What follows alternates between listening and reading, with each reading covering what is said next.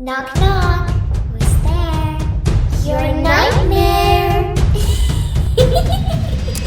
What if some of the most beautiful places in America are hiding something terrifying? Every year, hundreds of people vanish from U.S. national parks, and most are never seen again. No blood, no footprints, no struggle, just silence. From Yosemite to Yellowstone, from Mount Rainier to the Smoky Mountains, it's happening everywhere. Some disappear within minutes of leaving their group. Others vanish while walking right behind a friend. And it gets stranger. Let's start with the case of Dennis Martin. Father's Day, 1969. 6-year-old Dennis was hiking in the Smoky Mountains with his family. The kids planned a playful prank. Dennis would jump out from behind a bush to scare the adults.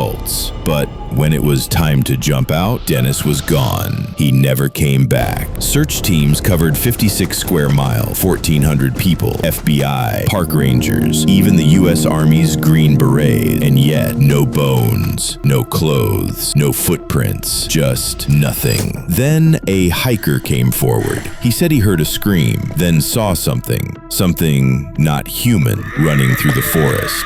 The Green Berets operated alone. They wouldn't say what they were looking for, and the case just went cold. But that was only the beginning. Across America, similar cases emerged. Children, adults, entire families all vanishing in national park. Then someone noticed something chilling. Most of these people disappeared near entrances to ancient cave system.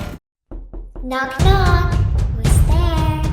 Your nightmare.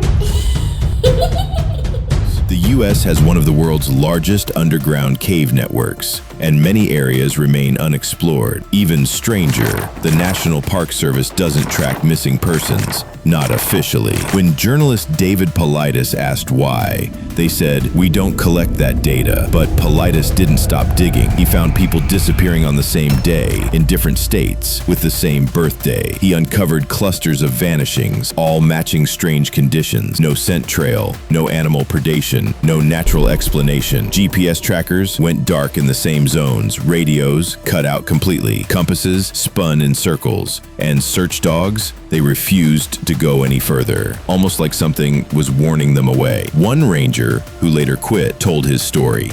He said he saw something tall, pale, watching from the trees. It wasn't an animal, not a bear. It watched in complete silence. Locals near Mount Shasta call them the Watchers. Not ghosts, not cryptids, something else. And no one, not the government, not the media, wants to talk about them. In one case, a ranger heard a child's voice. It was calling his name from inside a rock wall. He searched, but never found the source. That voice shouldn't have existed, and he knew, deep down, he wasn't alone. Why do dogs stop in those places? Why do radios fail? Why do experienced hikers just disappear? Many rangers have quit, not because of the animals, but because of what they saw. One, who asked to remain anonymous, described something tall and pale, watching him silently from the trees. When he blinked, it was gone.